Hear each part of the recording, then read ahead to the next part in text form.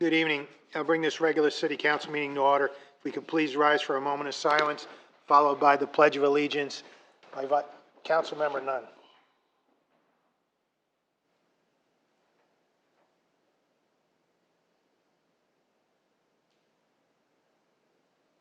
Thank you.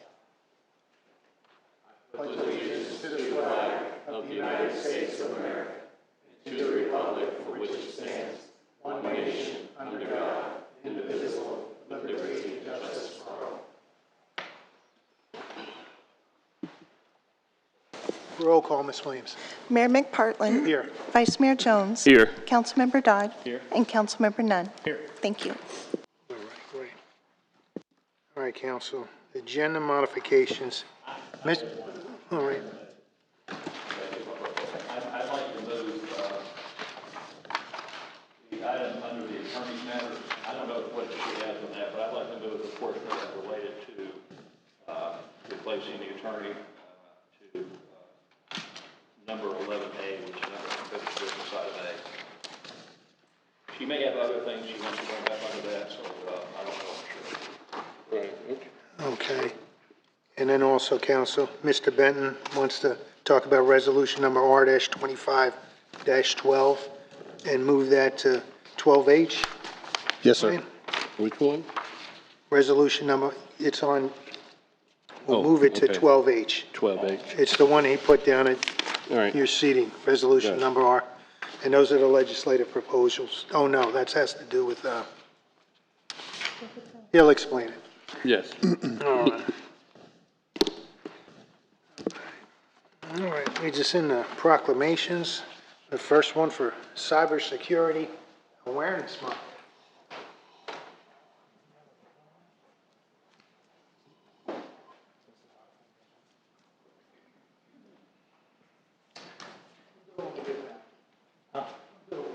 Okay. Hi, bud.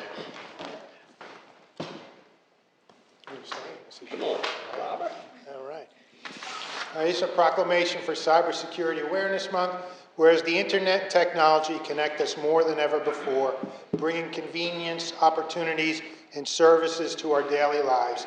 And whereas along with these benefits come risks, including scams, identity theft, and online fraud that can affect individuals, families, and businesses in Sebastian. And whereas cybersecurity is not just a government responsibility, it requires each of us to stay informed, be cautious, and take steps to protect our personal information and devices. And whereas the City of Sebastian is committed to protecting its systems, services, and records, while also encouraging our residents and businesses to learn about safe online practices. And whereas October is recognized across the United States as Cybersecurity Awareness Month, a time to raise awareness and promote simple, effective ways everyone can secure our world, such as using strong passwords, enabling multi-factor authentication, recognizing phishing attempts, and keeping software updated. And whereas by working together and staying aware, we can protect ourselves, our families, our businesses, and our community from cyber threats. Now therefore be it resolved that the City Council of the City of Sebastian does hereby proclaim the month of October 2025 as Cybersecurity Awareness Month and encourage all residents and businesses to take steps to improve their online safety and help keep Sebastian a safe and secure community. There you go.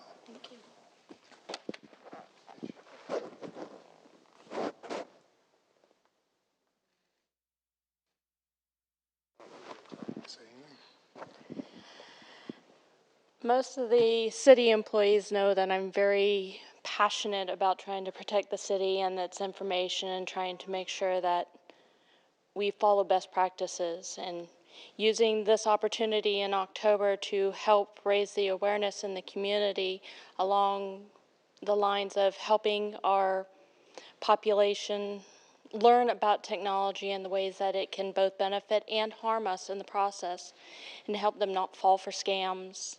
And working with the police department, we'll be out at National Night Out trying to help people learn how to identify these scams and what they can do just in case they do fall victim.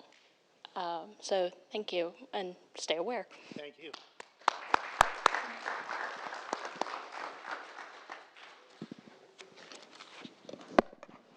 Courtney Malfatti. Are you whistling on it? I am. All right. I used to bring a lot of people there a long time ago.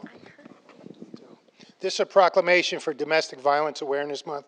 Whereas domestic violence is a serious public health and safety issue that affects individuals and families in every community, regardless of age, gender, race, economic status, or background.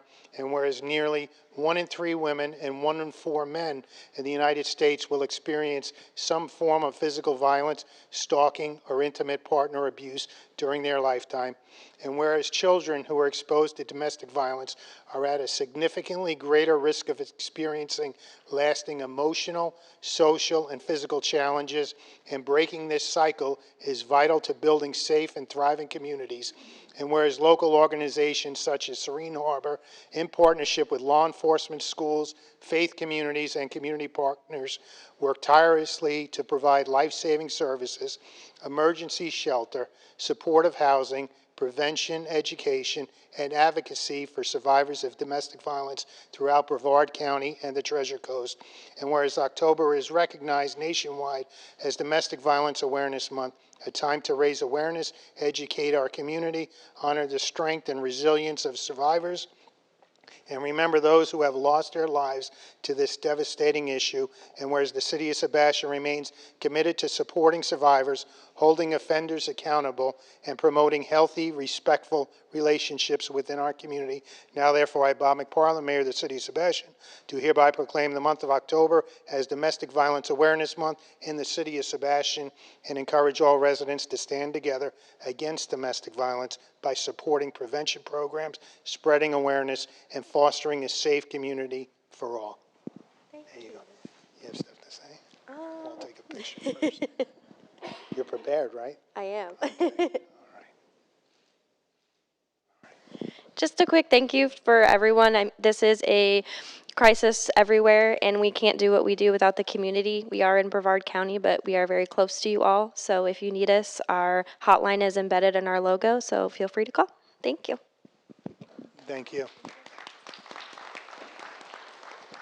You know, and unfortunately, I remember when I started with the Department of Children and Families over 20 years ago, it was 1 in 4 women that were victims of domestic violence. And in that 20 years, now it's 1 in 3.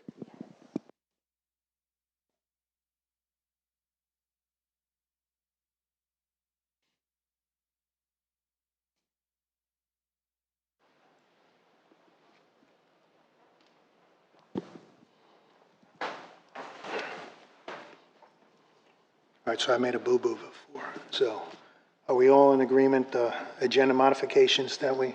Yes. With? All good? All right, very good. All right, Mr. Vice Mayor, you Yes. want to talk about the brief announcements? Of course. Saturday, October 11th, we have the Craft Club of Sebastian in Riverview Park from 10 a.m. to 3 p.m.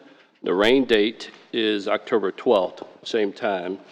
Thursday, October 16th, Sebastian Police Department's Community Night Out at Riverview Park, and that will be from 5 p.m. to 8 p.m. Friday, October 24th is Halloween celebration at Riverview Park. First, there's a costume contest registration, which begins at 5:30 p.m. Trunk or treat begins at 5:30 p.m. Costume contest begins at 6:15 p.m. And the Sebastian Police Department movie night out, Minecraft at 7:15. We're also at the next meeting here, October 22nd at 5 p.m. in the foyer. We're going to have cookies with the council. That's at 5 p.m. on October 22nd. You're baking them? You are. All right. That said she was going to. Okay, all right. Very good. All right, now's the time for public input. Anyone who wishes to address the council on anything that's not on the agenda, now's the time to come forward and speak. Yes, sir.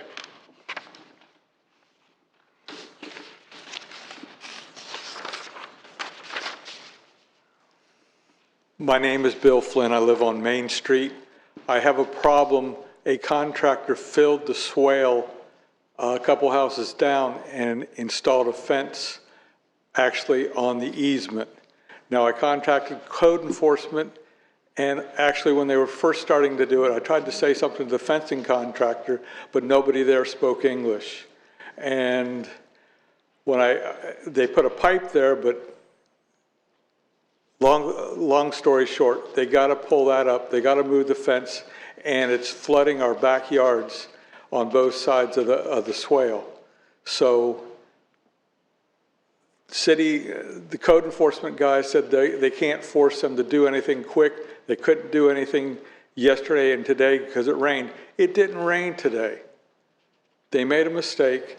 The property owner blames it on the city. I don't see how it would be a city problem that they filled the swale and blocked the swale. And I'd like to get it rectified as quick as possible because we're in hurricane season. And if you look at the forecast, it's going to rain every day this week. I do like the fact that code enforcement looked at it right away, but we need to get this rectified. Thank you. All right, what's the address of the 410 Warren. 410? 410 Warren, Warren? yes. Okay. And I have pictures of the city manager wants to take a look. It's, All right. All right. Thank you, Bill. thank you. Take it. And I've Mr. been- Flynn, I'll have Lee Plord, who's our Public Works Director, he'll get with you right here during the meeting. Okay, I've been here in town 37 years, never called code enforcement before, but this is a serious problem. Yep, no, we'll get on it. Thank you. Anyone else from the public? Anyone on Zoom? No, at this time. All right. Then I'll close public input. Leads us up to our consent agenda. Council, how you wish to proceed? Move approval of the consent agenda as listed. Second. Get a motion in a second. Roll call, Ms. Williams. Vice Mayor Jones? Yes. Councilmember Dodd? Yes. Councilmember Nunn? Yes. And Mayor McPartlin? Yes. Motion carries. Thank you. All right, leads us up to committee reports and appointments. We have a presentation from the city's Planning and Zoning Board's annual report. Ms. Bernard. Good evening, Council. So we're going to have Louise Cottenberg, our chair, come up from the Planning and Zoning, and she's going to talk about the projects that have been accomplished over the past 12 months. You will see that there are 12 projects that have been completed, so that averages about once a month. So with that, I'll turn it over to Louise. Thank you. It is a pleasure to be here, as it is a pleasure to serve on the Planning and Zoning Commission. Our job is as an advisory commission to the council. And due to the wonderful and thorough work that our city staff is doing, we receive very detailed reports of every project and every item that we address. And I also want to just make a notation that planning and zoning is a very important feature of any community. It can create a wonderful community that sustains itself for long term in healthful ways, but poor planning and zoning that does not represent the needs of a community both today and in the future can be very harmful to a city because as I mentioned earlier, when we were in grade school, we had that number 2 pencil with a big eraser on the end. You make a mistake with planning and zoning and the eraser isn't there. It takes a long time to make a correction. So this is an important feature of our city, and the reason I mention this is because we would truly, truly like to have more input from the citizens. Our meetings are open. They're always advertised in advance. And although it may appear that some of the things are not of interest to the community, sometimes after they get a little bit deeper into it and they see a structure going up or a change being made, they realize that it is something that affects them. So please, if anything's going on in your neighborhood, feel free to come to our meetings. You're welcome there, you're respected, and we want to hear from you. Now, I'll just briefly go over some of the things we've addressed this year. We've addressed residential accessory structures, 3 different applications. We have also addressed major modifications and new development site plans, the Dunkin' Donuts, and that appears on your, part of it is part of tonight's meeting for you. Also, Big Dan's Car Wash, which will be up where the old World Bank was. That has been addressed actually twice. And then a 99th Street storage facility, which will be coming in also. Another thing that we do is we oftentimes, I don't even know who said it, but it's a very wise thing. It's like sometimes you don't know what you don't know. And that's where we come into amendments, comp plan amendments. We work really hard on a comp plan. We do it every 20 years. And we think we've got it all figured out, and then something comes along and it's like, oh my gosh, we haven't addressed this. So we also did a map series to update the just approved comp plan. We also took care of a small-scale comp plan future land use amendment. One of them in the Day Drive area. It was a small parcel of land, slightly less than 4 acres, and that received, through request, an upgrading of its current residential zoning.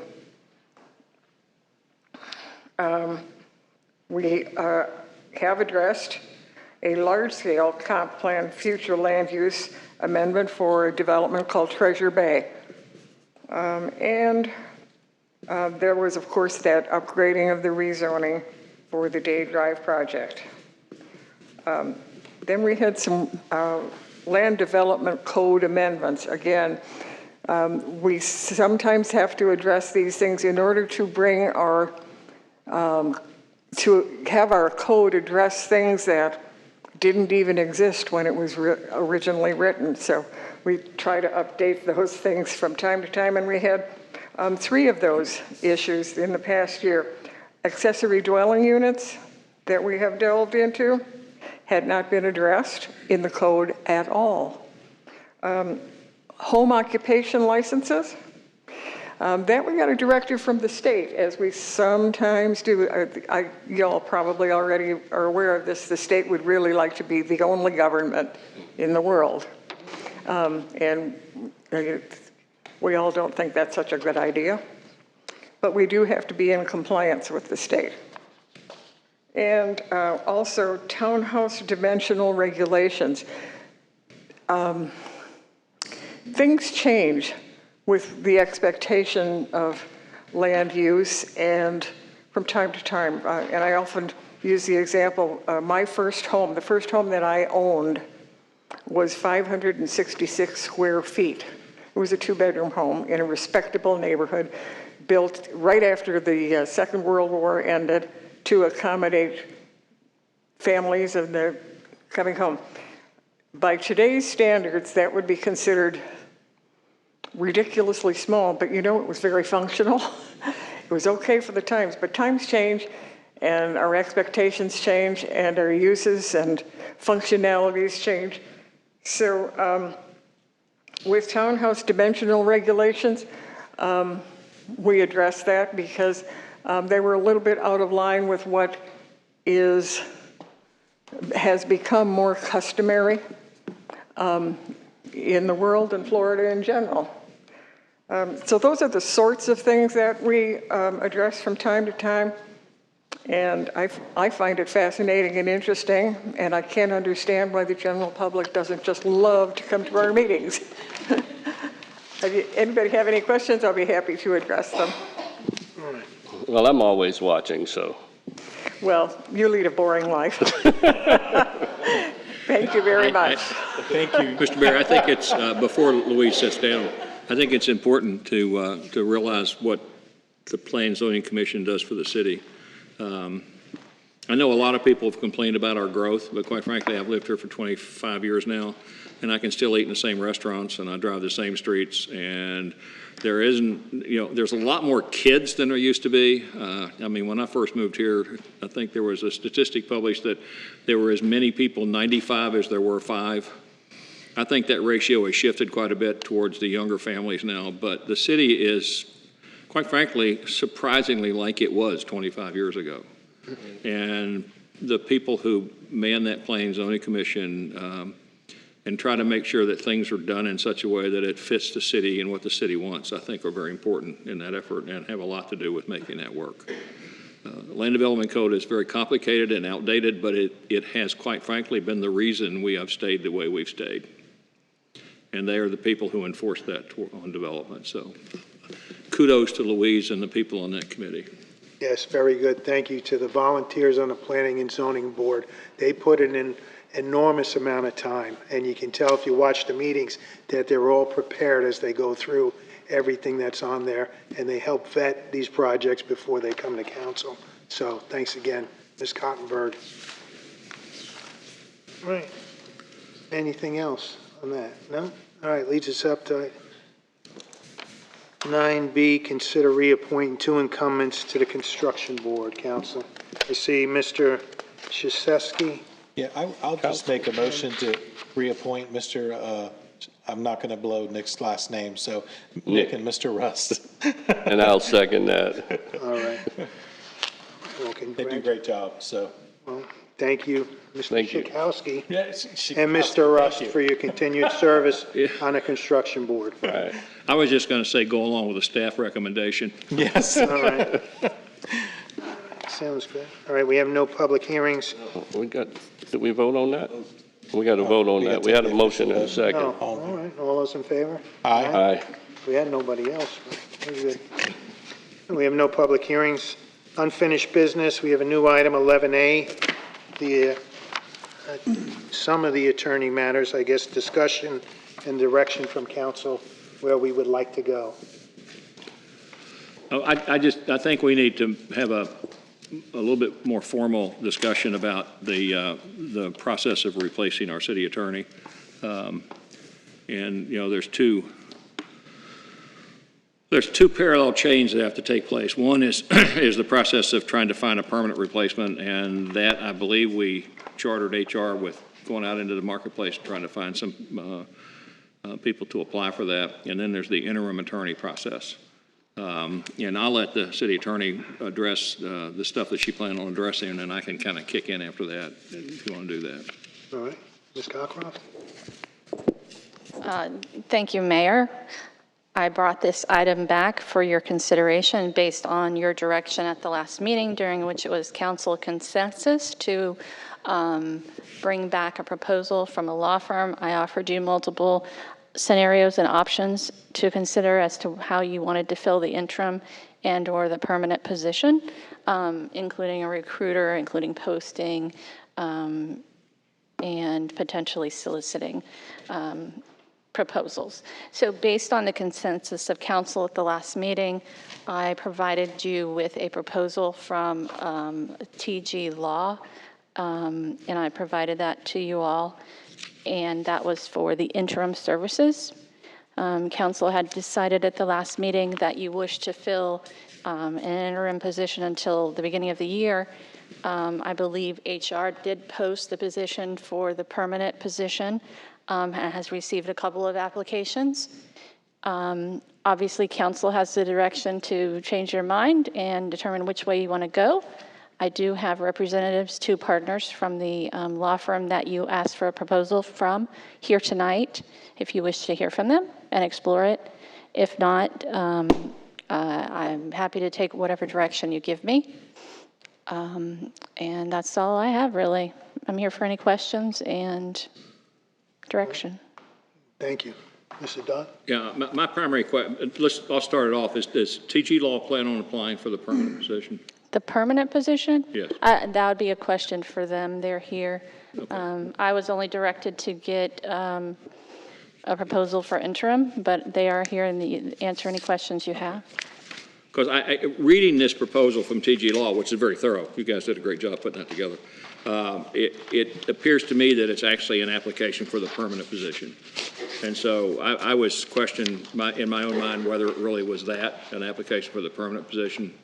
And you might want to, if Mr. Mayor, if you don't mind, maybe they can respond to that. Sure. Okay, would you guys like to respond to that?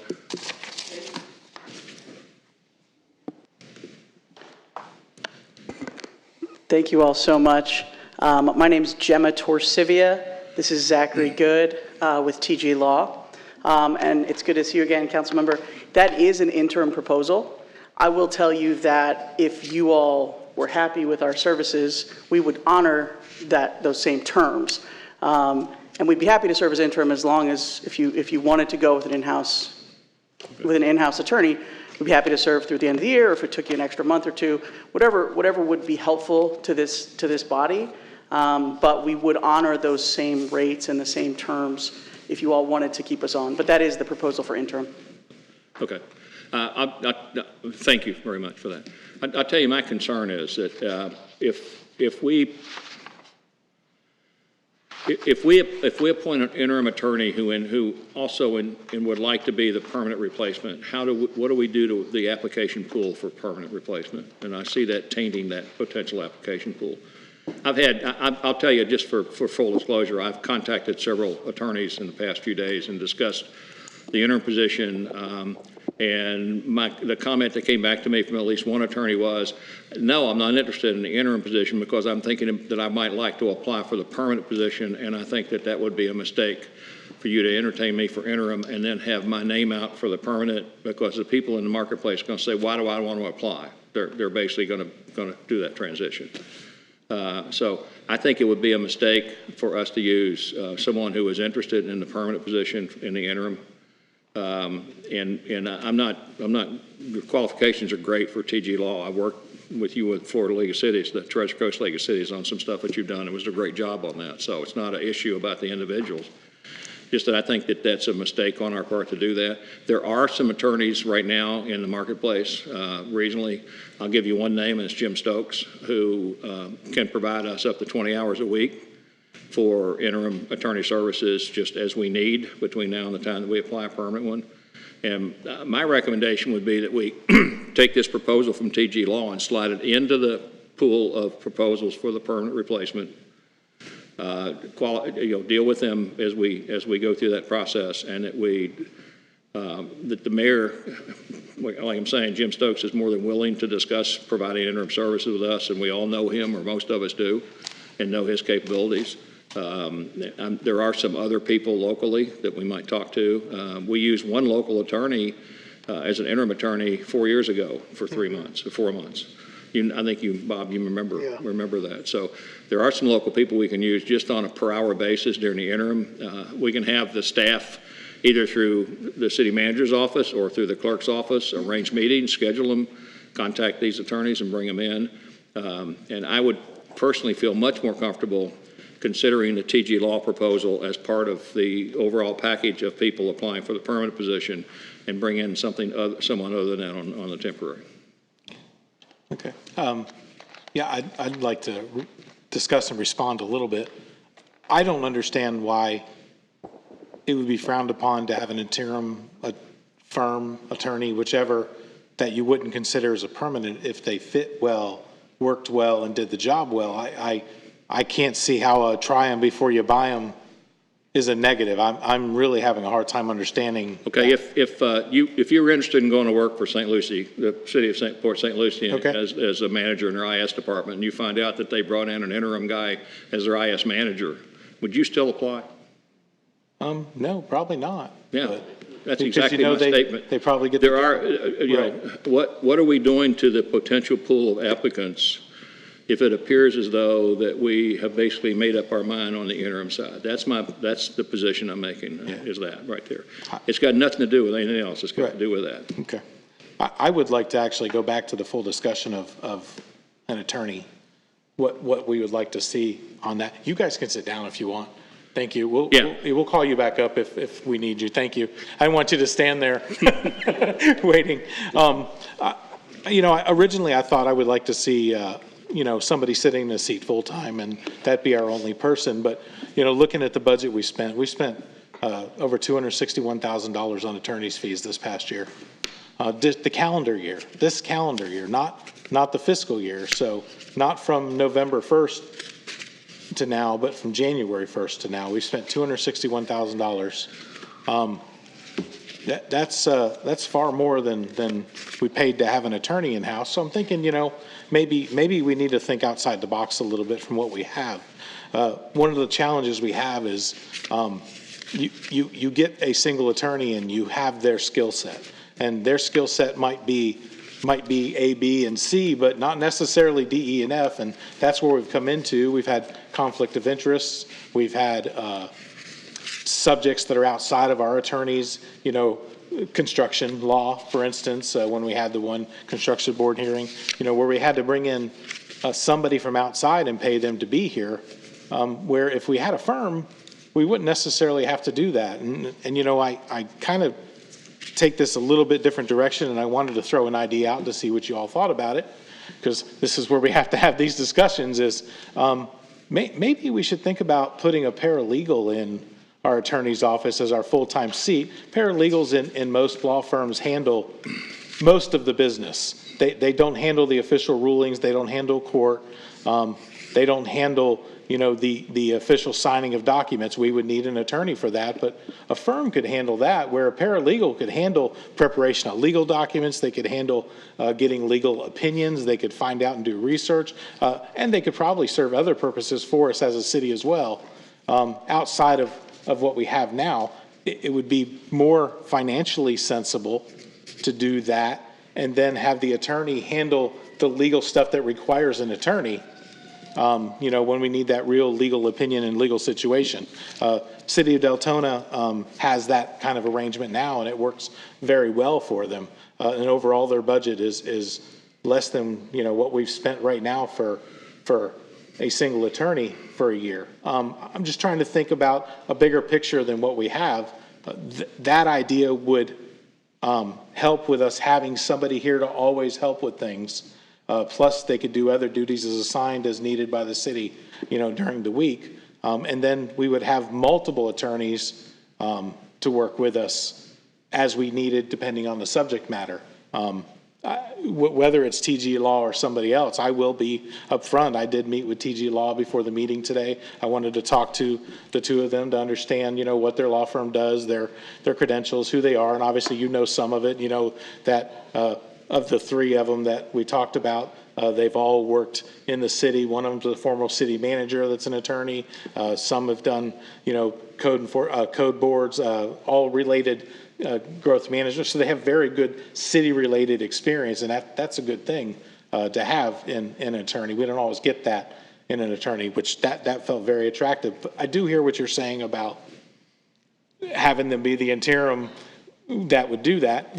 How we fill our attorney position is up to us. We could interview, as many people as we want to, or as little people as we want to, if we find somebody to meet the needs of that. There's no requirement for us to go. That's why we decided not to do a headhunter this time. Honestly, I think we felt that was, I'm not going to say a waste of money. I think it's an extra expense of money that we felt like we could do without it this time, and I think we all agreed to that, why we're having, the HR department handle it. So I'm going to be quiet now and let y'all, take what I said and react to that. Because I don't think anything I'm asking for prohibits what you're talking about. Right. No, not at all. It just makes it part of the permanent decision. Correct. That we have to make. Correct. And I'm just, my position is simple, primarily is that if we want to consider TG Law as a potential permanent partner for legal services, I don't think that they should be providing us interim services, because I think it could taint the pool of people who are willing to apply. It could. And it doesn't prohibit anything that you're talking about doing in the future. We look at who provides it. We need to do some pro formas, because the people that I've talked to, the cities I've talked to that have used outside firms as a legal service, just as an example, this $21,900 a month in a retainer is $262,000 a year. It is. If we add onto that an attorney providing services that we paid Andrew Mai to do and we paid some other people to do, you know, we're at $350,000 a year. That may be legitimate. I don't know. That's something that I think we should surely talk about when it comes to that point as to whether we want to spend that kind of money.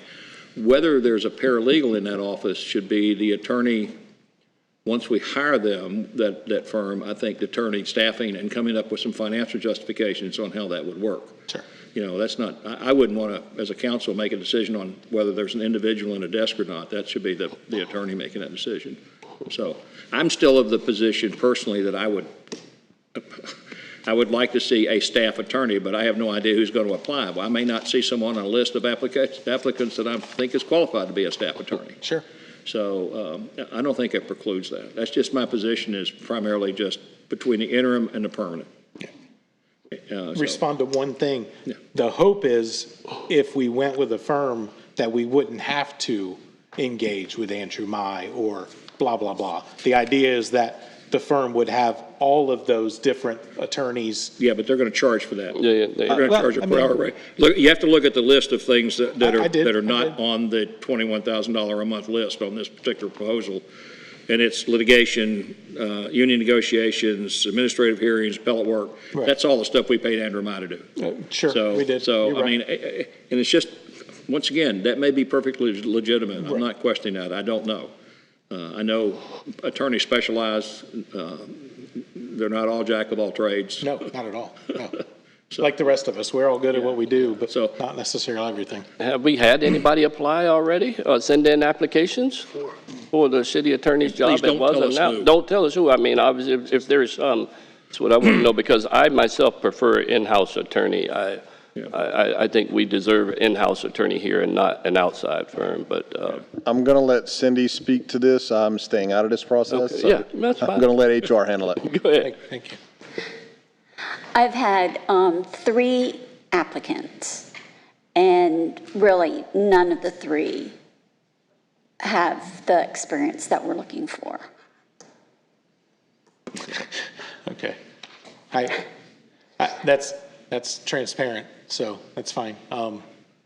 Hopefully they're not watching tonight because they know to keep looking apparently. But listen, it's not an easy job. It's a tough job, and there's a lot of skills, and it's not just something that anybody could jump into.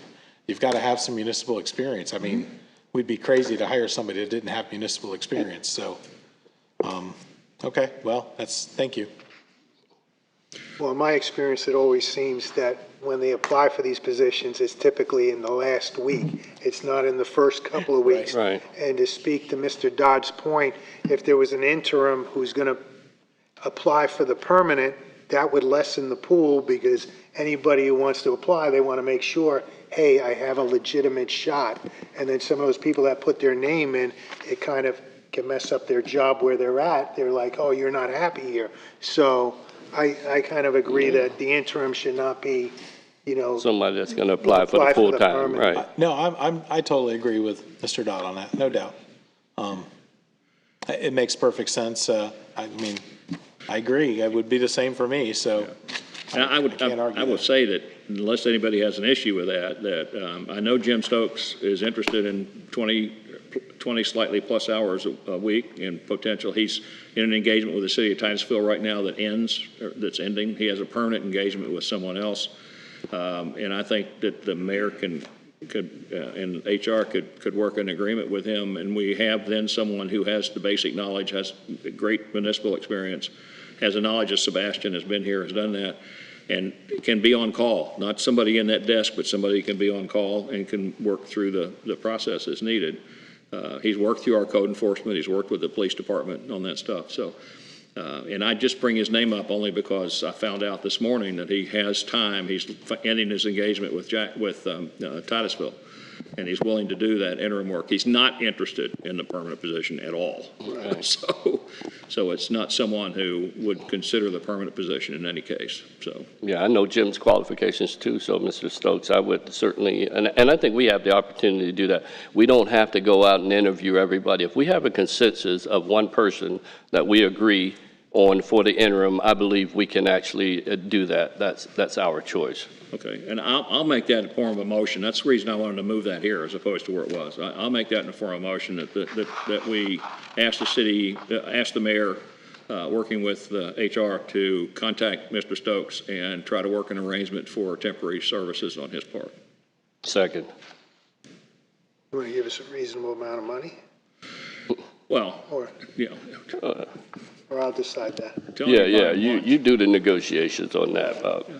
I just am going to jump in here real quick because I did hear a couple things in that, and I just want to be clear. For the interim position, they're going to have to be available for nighttime meetings for council, P&Z, Right.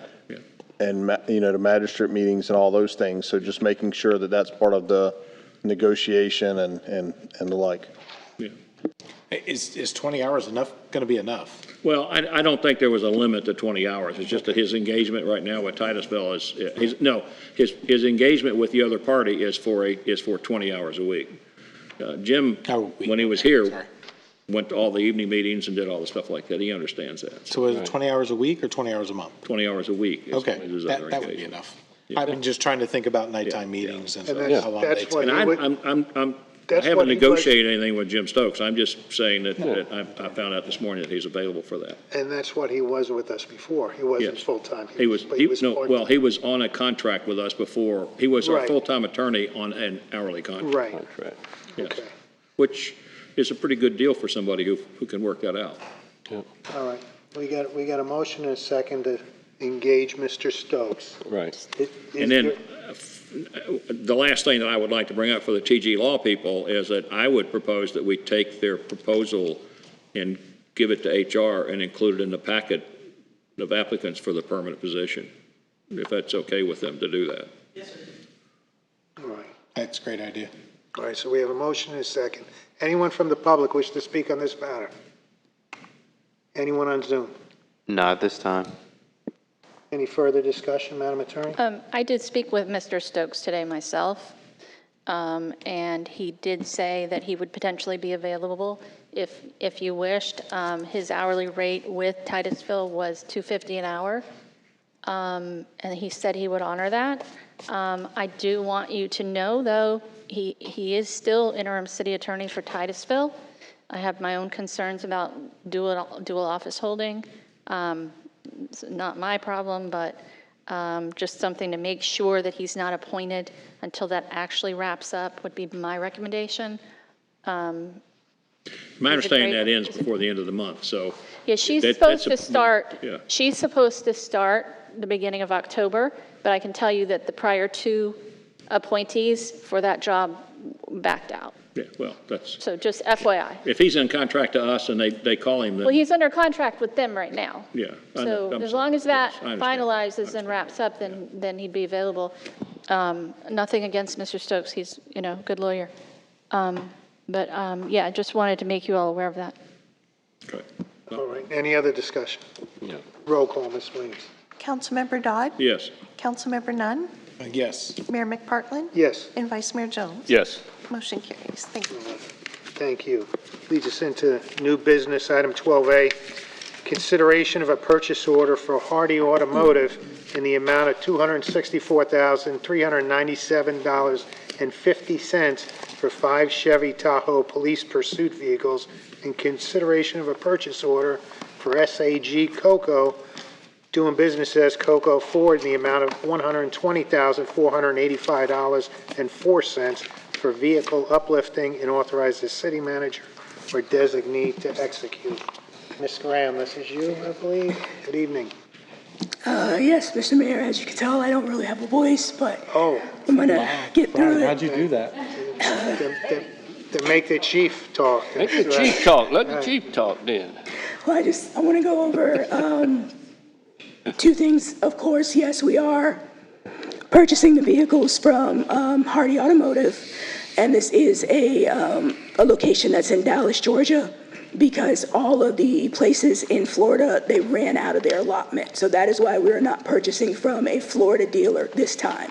They ran out of their Tahoe allotment. And the only other thing I want to bring up is that the costs that you see do not include the in-car printers, the AEDs, and the vehicle wrap. Those are going to be done separately, and we do have a budget for those. It's just they're under the council threshold. So I just wanted to make you aware of that. And it is done through cooperative contracts. Both of them are. So if you have any other questions, I'll leave it to Chief. All right, Council, any questions for Ms. Graham? I do. The amount you have budgeted, are we purchasing everything we intended for that budget, or are there still items to purchase under that budgeted number? Chief. I mean, I'll be happy to answer this. So, Thank you. So, because I've already got the numbers here right in front of me. So the amount budgeted is $636,885.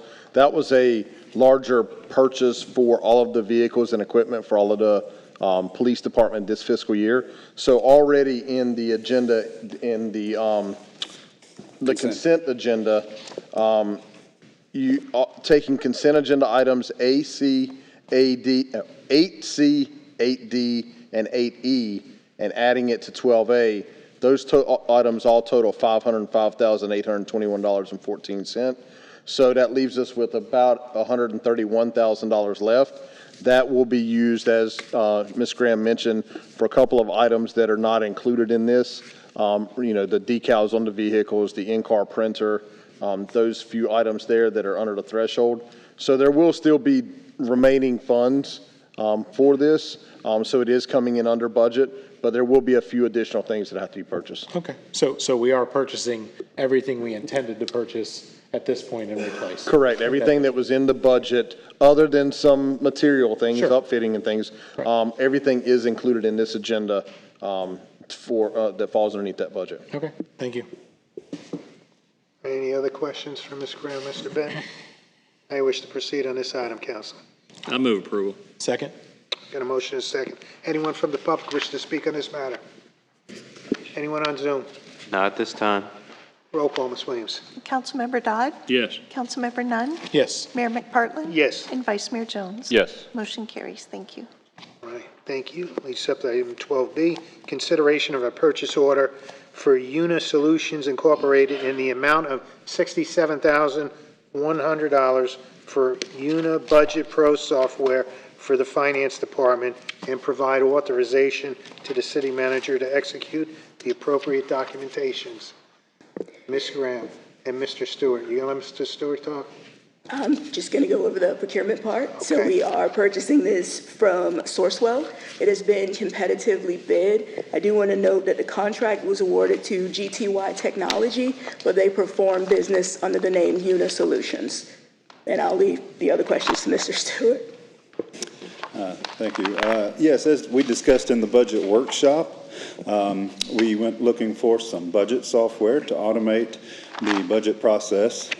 And the reason is to make the budget process more efficient and eliminate the manual processes we're currently doing. Also to increase transparency, integrate our strategic plan into the budget better, increase the usefulness of the budget.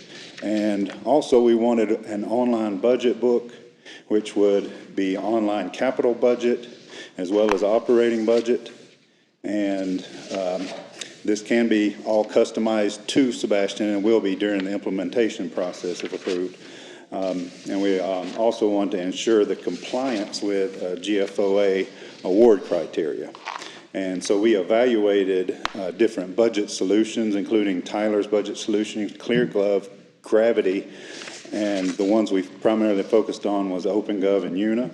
And after the demonstrations of the softwares, it was decided by all, including Mr. Benton, Ms. Graham, and those in the finance department, that Una seemed to be the one that seemed to be more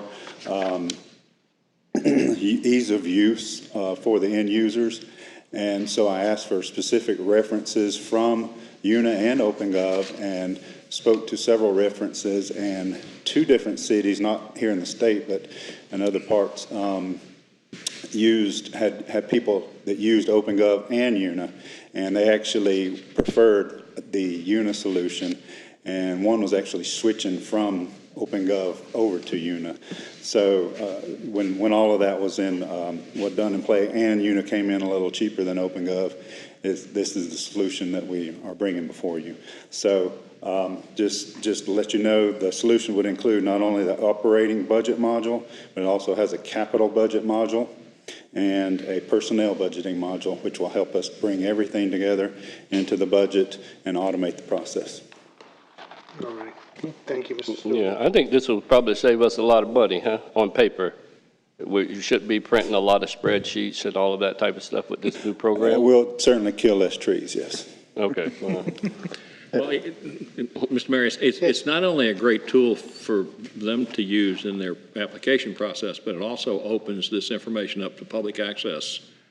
It has modules in there that allow the public to come in and interactively look at budgets and staffing levels and stuff like that, which I think over the years we've had many people, some people we don't really like to listen to sometimes, stand up in front of us and scream about wanting to be able to see this information. So we're opening it up to the public by doing this. Would it be like the checkbook online? No, yeah. No, online checkbook?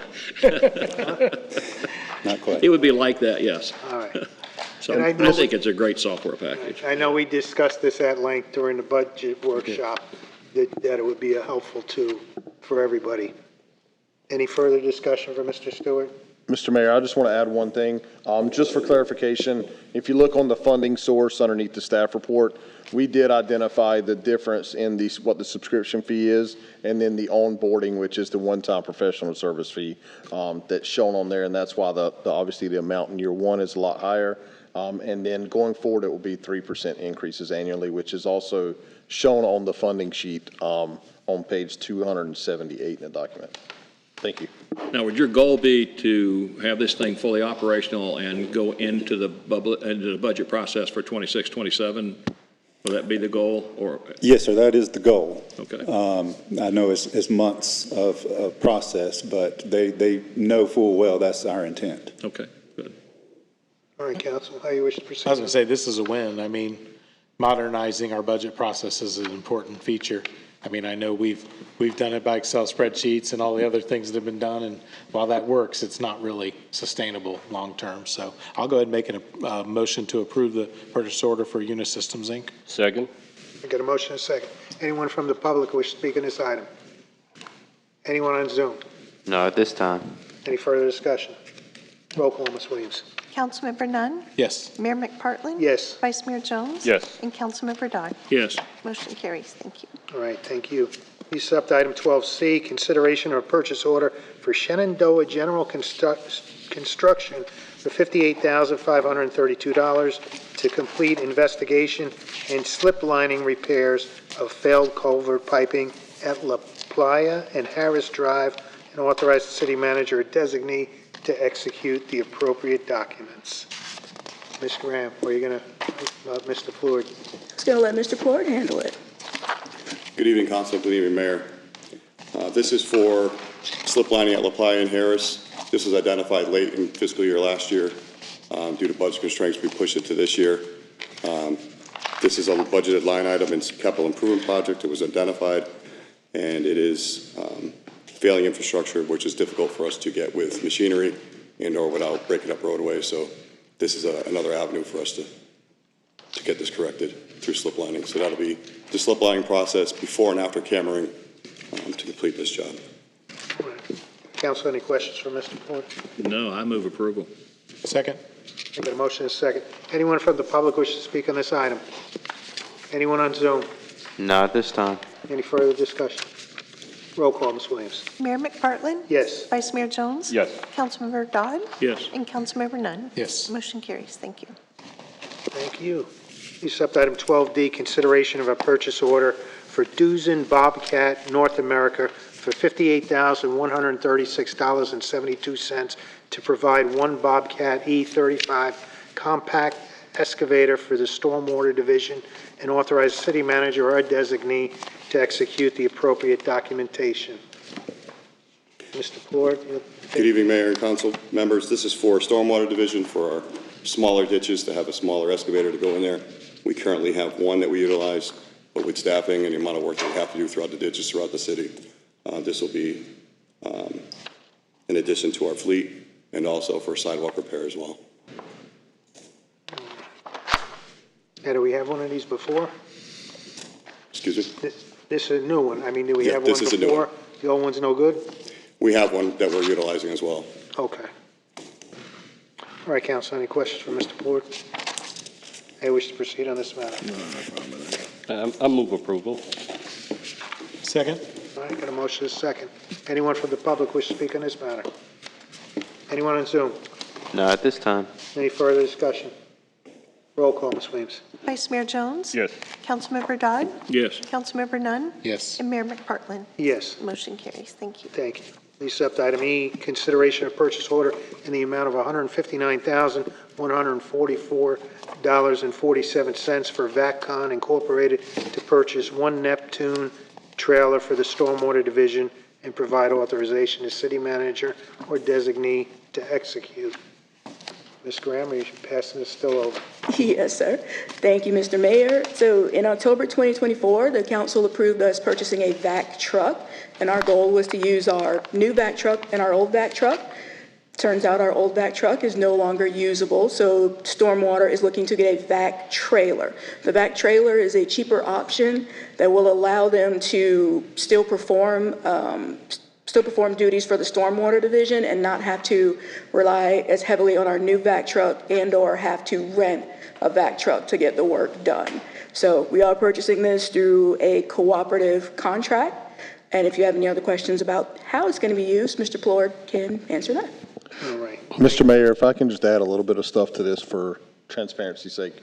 So just kind of discussions on this, Ms. Graham explained it well, that our existing vac truck is reaching the end of its service life.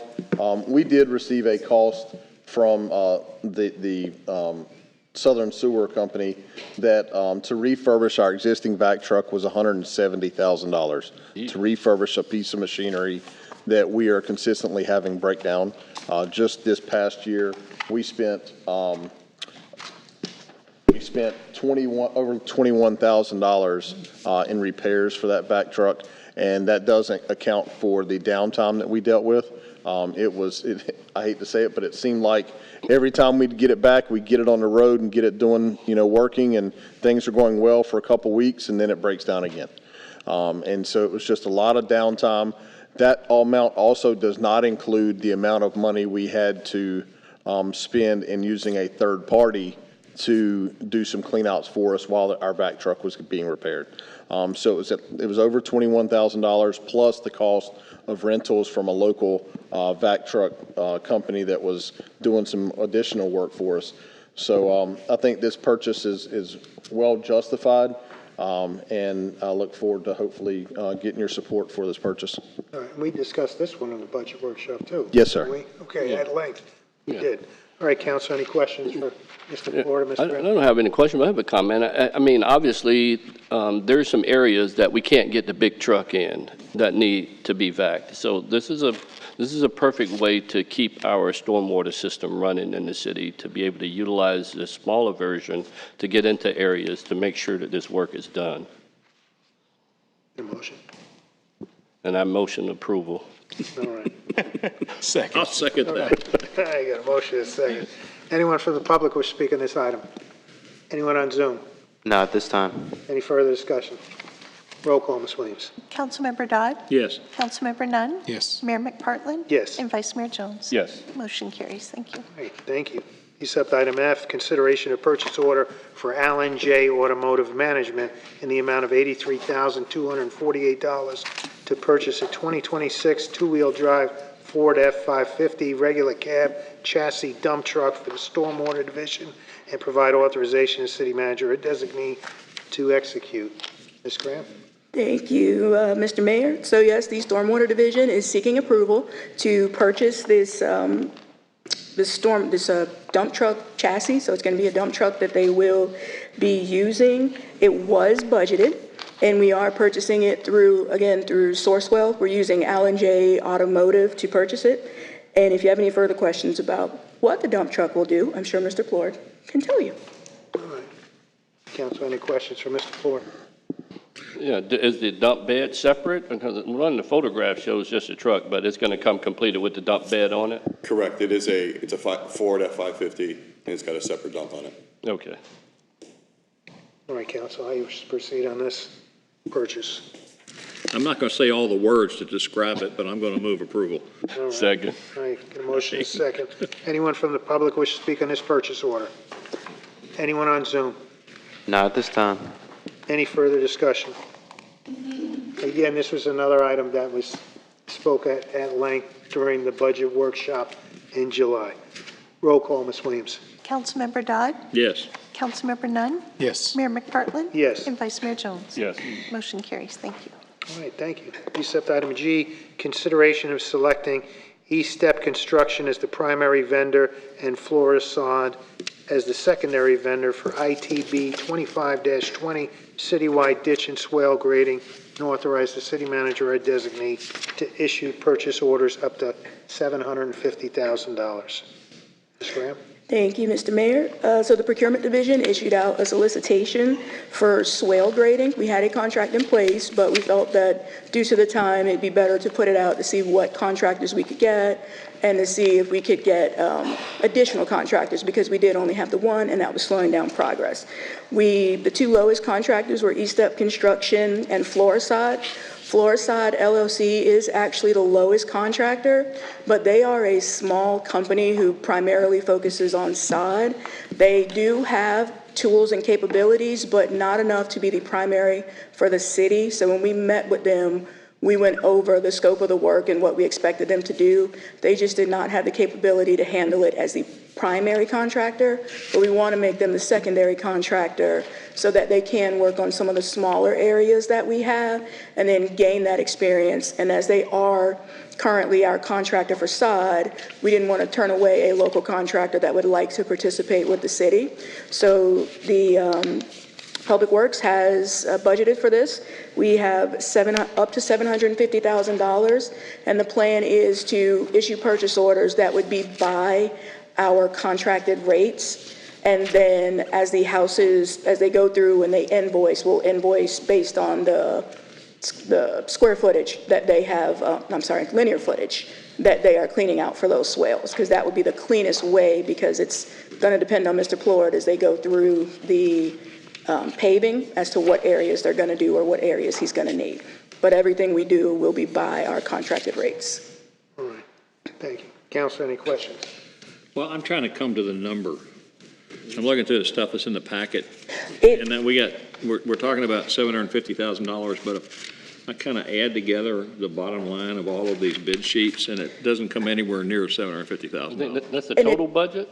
The $750,000 is the total budget that we have for swale grading. The amounts that you see in the bid, we do not have the total linear footage for all of the swales that need to be done during this time. So the numbers that you see, that is not going to be the total amount that was spent. In the bid package, it was stated that that number was to get an estimate for evaluation purposes, and all work performed will be done based off of their unit price. Because we did not know what swales or what areas or what the pricing was going to be. Our last bid, we were paying $19 a square foot, and now we're going to be paying $12.50 a square foot. So we did not know what it was going to be or what we were going to have the money for. I mean, do we have a schedule for the next fiscal year on what swales we intend?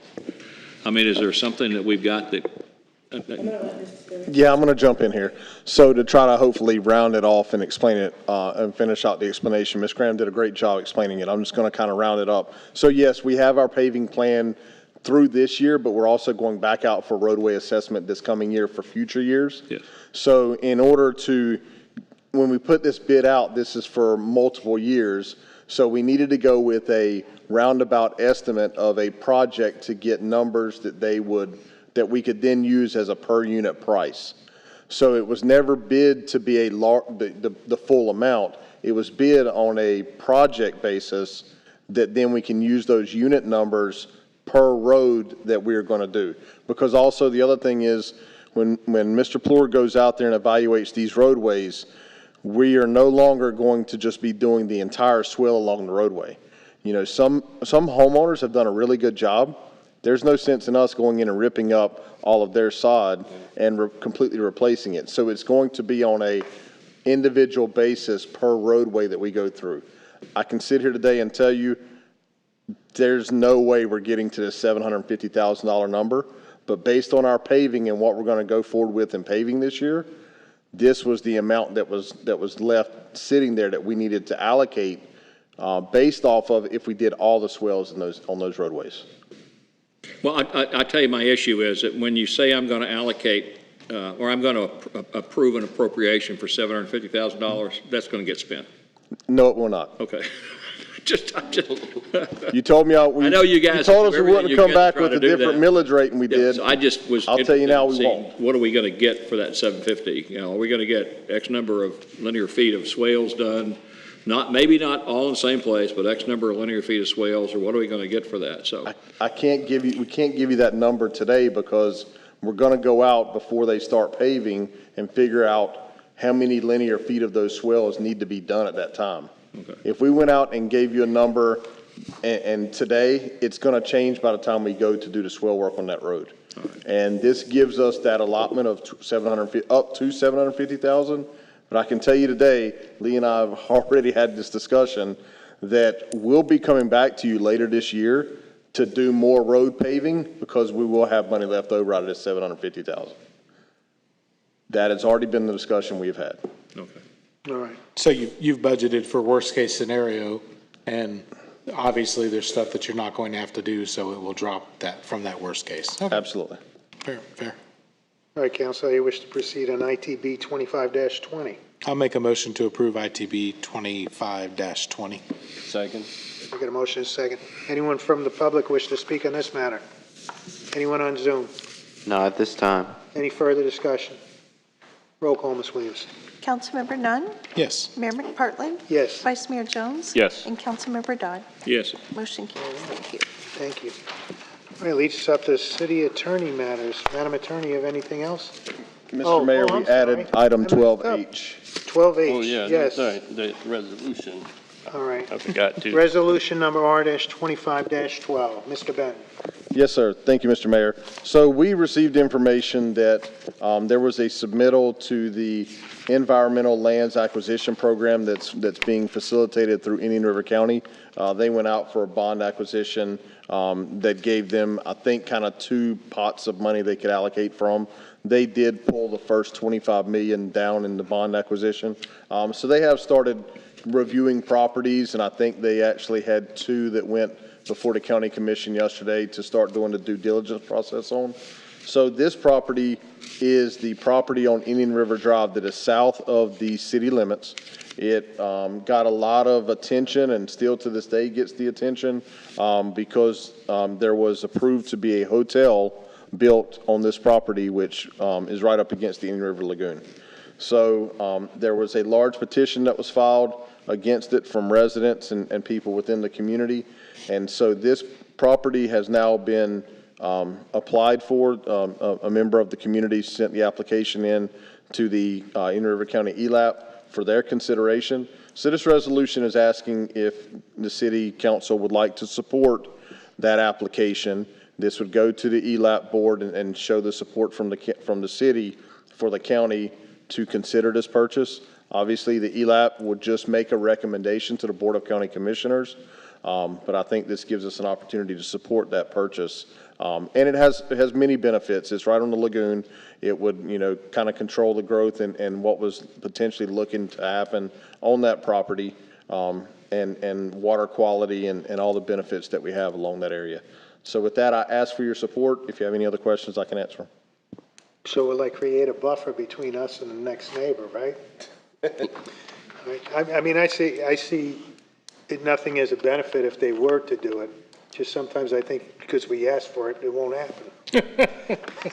So, Council, how do you wish to proceed? I'm going to support it, so I fully support it. So everything that we can do to protect the lagoons. Is that a motion? That is a motion. I'll second that. All right, we got a motion and a second, resolution number R-25-12. Anyone from the public wish to speak in this matter? Anyone on Zoom? Not at this time. All right, roll call, Ms. Williams. Mayor McPartlin? Yes. Vice Mayor Jones? Yes. Councilmember Dodd? Yes. And Councilmember Nunn? Yes. Motion carries. Thank you. All right, thank you. Now leads us up to city attorney matters. Madam Attorney, anything else? Just two things. To clarify the numbers that we talked about earlier with respect to legal fees and outside counsel, the fiscal year number that we talked about potentially as outside counsel, we said something about 260. I just wanted to clarify. So what we have expended total this year is the 265. Outside counsel budgeted at 30,000, spent 53,850. So just a little clarification. The other thing is the opioid litigation that I mentioned to you last meeting. I'll have an item for you at the next meeting. I've sorted that out. And I've got an agenda item for you also. Look for that next meeting. All right. Thank you. Thank you. Thank you. Mr. Ben? I got a few things to discuss. First thing is just want to kind of, hopefully for the public that's listening to this, recently we've gotten some heavy rain in the city. I know that there were a couple areas that had some water in the roadways. Lee and his staff went out and assessed it to see what the issue was, and it gives us an opportunity to look and see if there are areas in ditches or pipes that are clogged.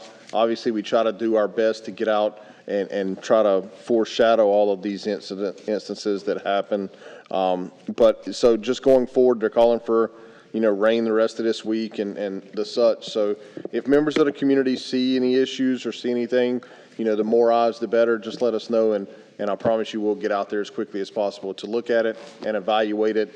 It doesn't mean that if there's swells clogged that we can immediately rectify the situation, but at least we can look and see if there's pipes clogged or if there's additional ditch work that we need to do once we're able to get into the ditches. So just wanted to put that out there. Legislative delegation, that meeting is set for October 22nd. This is a meeting where Senator Grahl and Representative Brackett listen to communities and members of the public. Registration ends for that meeting if any members of the public want to speak at that on October 10th, which is this Friday.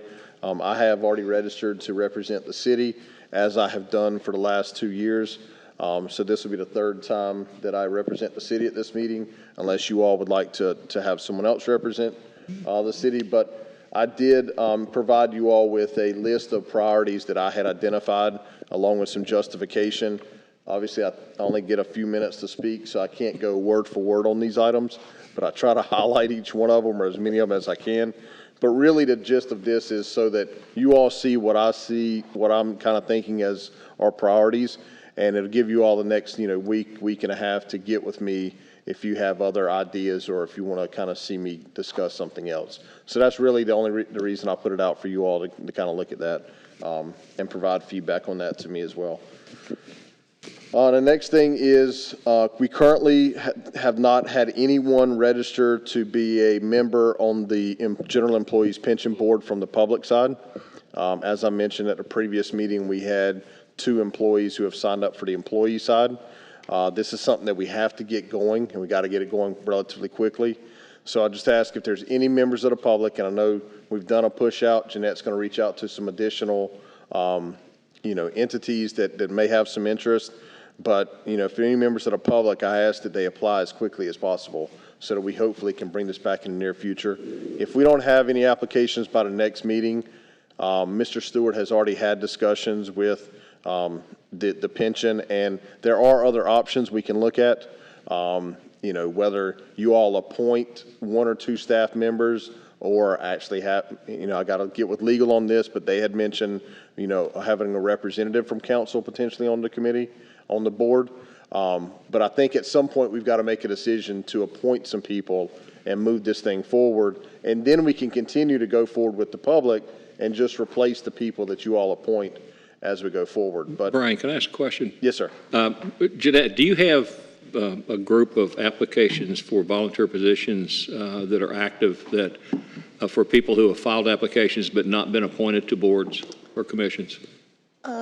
Not for this particular board. No, for just a list of people who have filed things and said, I want to be on maybe planning, zoning, or this or this. I'm really wondering, are there people who have expressed interest in serving on a board that you know about that you could contact through email and say, we have an opening on this board, are you interested?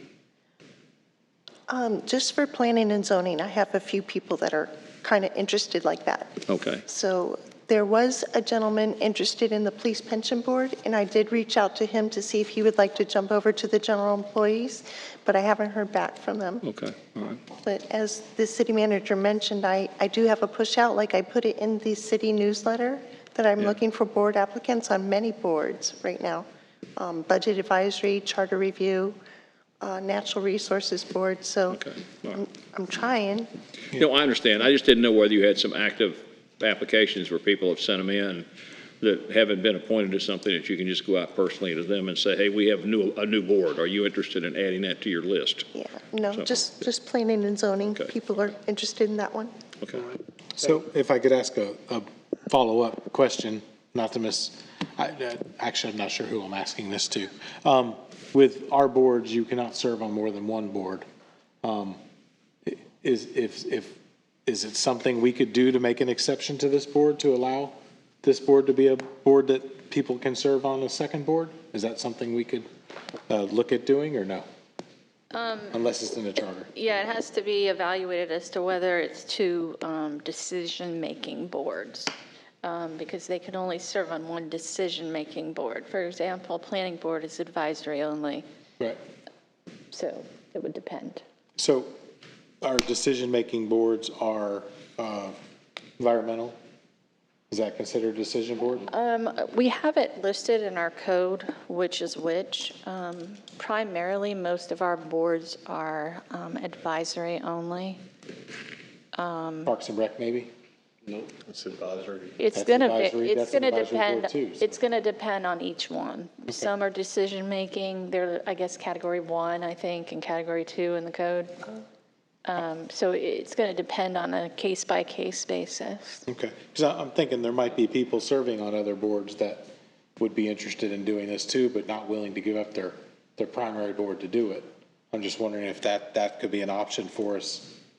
We need to get it going, and that might give us an option, people that wouldn't mind serving on a secondary board. I don't know how you all feel about that. You can serve on two boards. It just matters. I have to evaluate it on a case-by-case basis as to which board is what type. So I say that for anybody out there listening, that if you are serving on a board and you're interested, please come talk to Jeanette, and we can evaluate if you can serve on a secondary board. That would be great. This is something we really need to fill and get moving forward. We have some things that need to get accomplished, so on that board. Okay.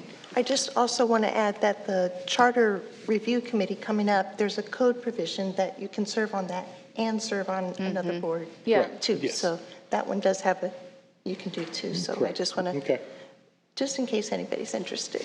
All right, Mr. Benton, anything else? Oh yeah, I got a couple more. All right. So real quick before you jump in, I'm sorry. Just looked it up real quick. Parks, veterans, natural resources, and charter are fact-finding. So planning, police pension, board of adjustment are category 1 advisory. Okay. So, cool. Thank you. Sorry. Thank you. Thank you, Jennifer. I do want to take a minute to recognize our Parks and Recreation staff and all the staff. I know there was community development staff and police department for all of their assistance with Kids Fest. We had our first annual Kids Fest this past Saturday. There were some questions about the weather, but I think it went really well. And, you know, one of our charges from this council has been to provide some more kids' activities within the community. So this was a special event. It was tailored specifically for kids. And I would also like to say that it was fully funded via sponsorships. So, our staff, between Richard and Lisa, they've done a really good job with getting sponsorships, and we're using those funds to fund these special events. So it was a free event, and like I said, it was funded by sponsorships. So kudos to them for that, for a great job there. And in the last one, I just want to say thank you to Councilmember Dodd for challenging me again tonight to come in under budget with something. We'll accept that challenge. Thank you. I love it. You got us a quarter point off of the trim mill notice, which was greatly appreciated. Yeah, you and your staff greatly appreciate it. Yeah, no doubt. Mr. Benton, do you think you want to share something about our meeting yesterday? Just something, not like go into depth on it down south, that meeting.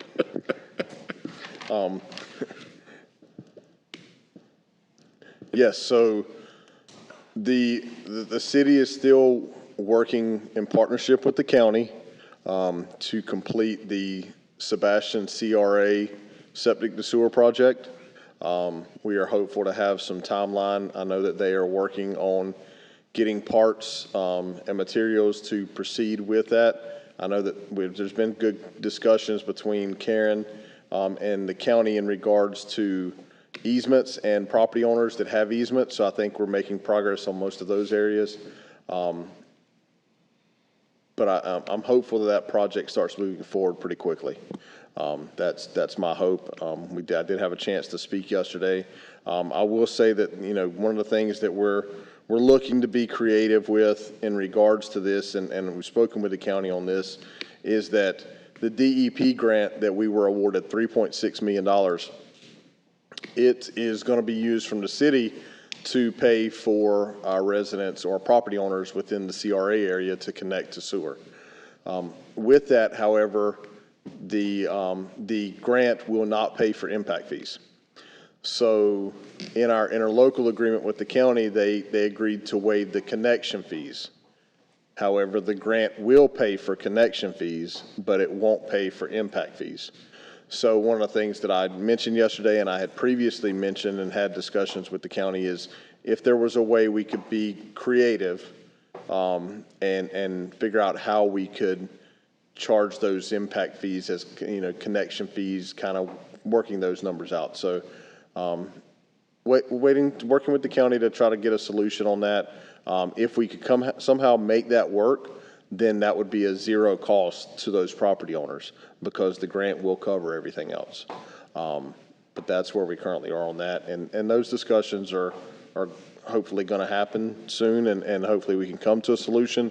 If not at the current time, the grant does not cover impact fees, so that will be something that has to be covered by the property owners. But the rest of it will be covered. I mean, I think that's really good news that, our staff went and got a grant from DEP and we applied for this grant before we ever had this interlocal agreement. We applied for this grant to take, the initiative to get this started and say, we have the money, let's move this forward. And I can tell you that they're working on an additional grant application that will fund septic tank conversions, hopefully, if we get awarded it. So I can tell you that our staff is looking forward. They are forward thinking, realizing that by 2030, there's no way the entire city is going to be connected to sewer. And there are going to be residents that have to do the new upgrade to their septic tank. So staff is already looking. I know they're working on an application to get some funding that we could assist homeowners. We don't have it. We haven't been awarded it. We may not be awarded, but we are at least taking the step to try to go for that grant at the current time. Mr. Mayor, I would propose that the council or the city manager working with the council actually come up with an amendment to the interlocal agreement and propose that to the county to change the language so that we pay the connection fees and not the impact fees, but the connection fee only to the amount of the impact fee. Currently, connection fee is much higher than the impact fees are. So in that process, we should change the amount of dollars for the connection fee to the amount of the impact fee, so we're covering that mechanically. And I think sometimes it's better to be proactive and to say to the county, we would like to propose a modification of the interlocal agreement for this reason, and here's the modification. Do you accept that? That seems to make sense. Whatever Makes it most beneficial that somebody will connect. Yeah. So, Right. We will work on an amendment and bring it back to you all. all right. Thank you. Thank you, Brian. Anything else?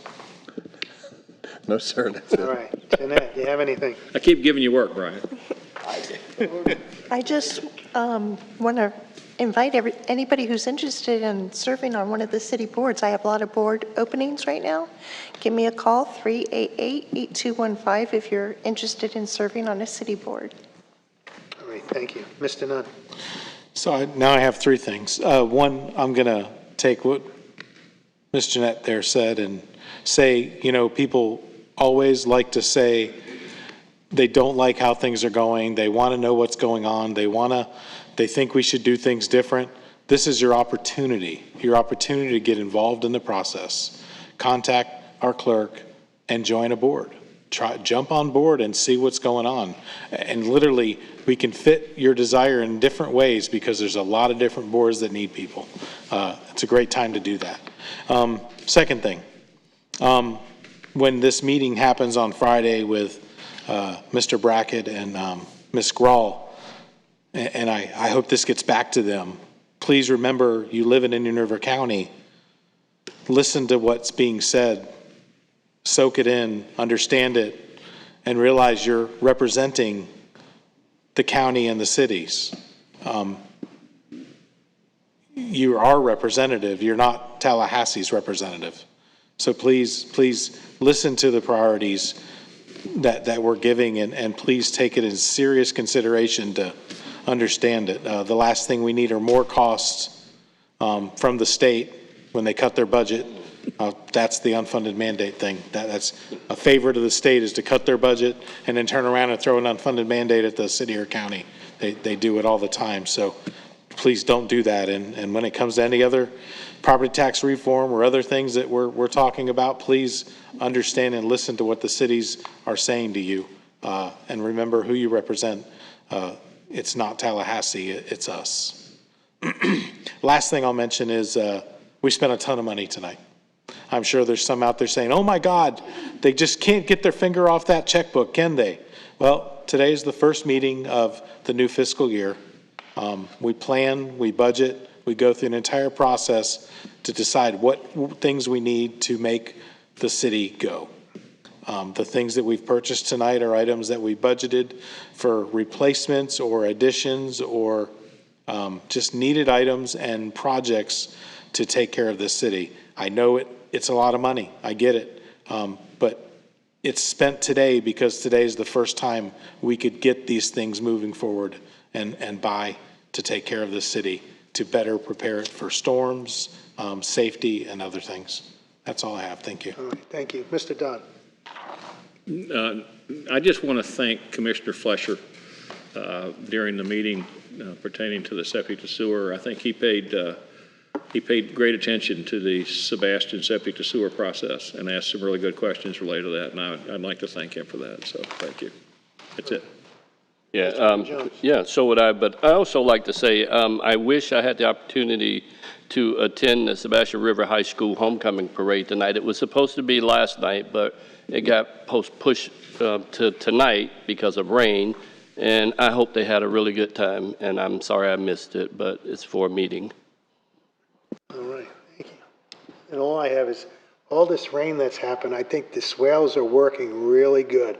I know if you take some time for some of the water to flow correctly, but I saw social media, and in Fellsmere, they were body surfing in the streets, and that used to happen regularly here in Sebastian with the boogie boards going. So, I mean, there's been a great amount of work that has been done. So, Lee, tell your staff, doing a tremendous job. All right? And that's it. Being no further business, we're adjourned.